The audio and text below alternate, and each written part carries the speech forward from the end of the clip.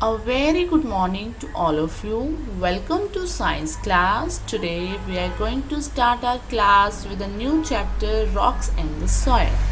In this chapter we learn about the rocks and soil, how the rocks and soil are formed, different types of soil and how the chemical effect on soil. Do you know what comes to your mind when you think of the rocks? Yes, I know. A hard substance we cannot break with our hands.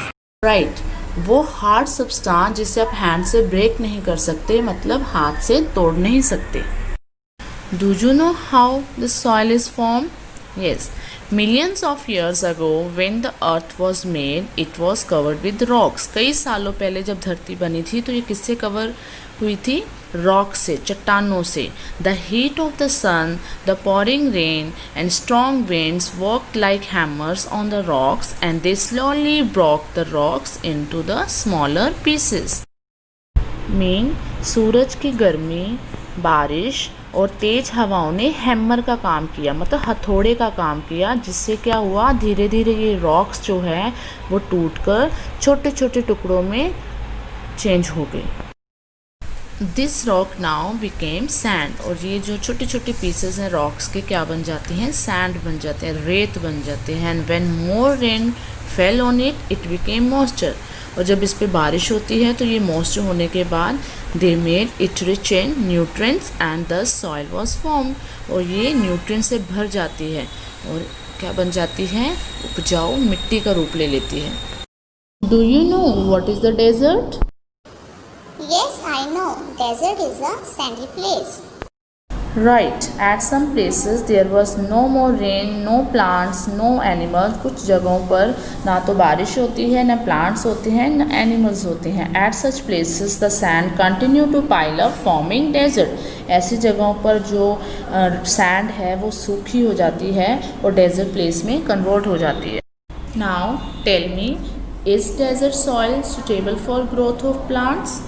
No, desert soil is not suitable for growth of plants. Yes, the heat also does not support any major animal life. यहाँ पे जो गर्मी है जो animal lives को भी support नहीं करती. Do you know what is the fertile soil? When we take a sample of wet soil from the garden and put it in the glass jar, जब हम गार्डन से गीली मिट्टी का सैंपल लेकर एक जार में डालते हैं, it will settle into layers. ये लेयर्स में सेटल हो जाता है, which will be clearly visible to us through the glass jar, जिसे हम ग्लास जार से क्लियरली देख पाते हैं. The lowermost layer is the heaviest with stones and pebbles. जो नीचे वाला हिस्सा होता है वो हैवीएस्ट होता है, that is stones and pebbles. And then comes the layer of sand and clay. उसके बाद कौन सी लेयर आती है? सैंड एंड क्ले की layer.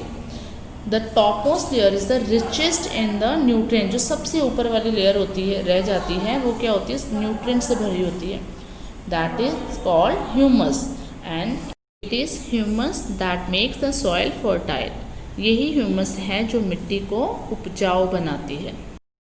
We have seen a gardener or the farmer ploughing the soil using a khurpa or tractor or bulls.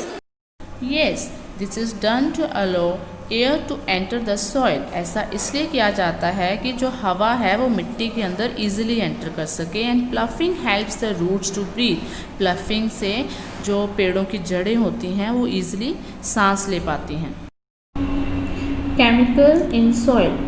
Today, the farmer use many kind of chemicals to protect crops from insects and increase the crop growth. आजकल जो किसान हैं वो crops पे, फसलों पर chemical का use कर रहे हैं इंसेक्ट से प्रोटेक्ट करने के लिए और उस क्रॉप्स ग्रोथ को बढ़ाने के लिए. This has led to. इससे क्या क्या प्रॉब्लम होती है? इससे सॉइल पोल्यूशन बढ़ता है और जो क्रॉप्स के अंदर न्यूट्रिएंट्स होते हैं वो भी कम हो जाते हैं. और जो वेरी यूज़फुल ऑर्गेनिज्म होते हैं that are helpful for soil वो भी मारे जाते हैं. A better option is to add natural manure made of dead leaves और काउ डक्स. तो बेटर ऑप्शन है कि आप वो खाद यूज़ करो जो नेचुरल तरीके से बनी हो, सूखे पत्तों और गाय के गोबर से बनी हुई नेचुरल खाद को आप यूज़ करो सॉइल को फर्टाइल बनाने के लिए. Hope you all clear now the rocks and the soil chapter. Thank you.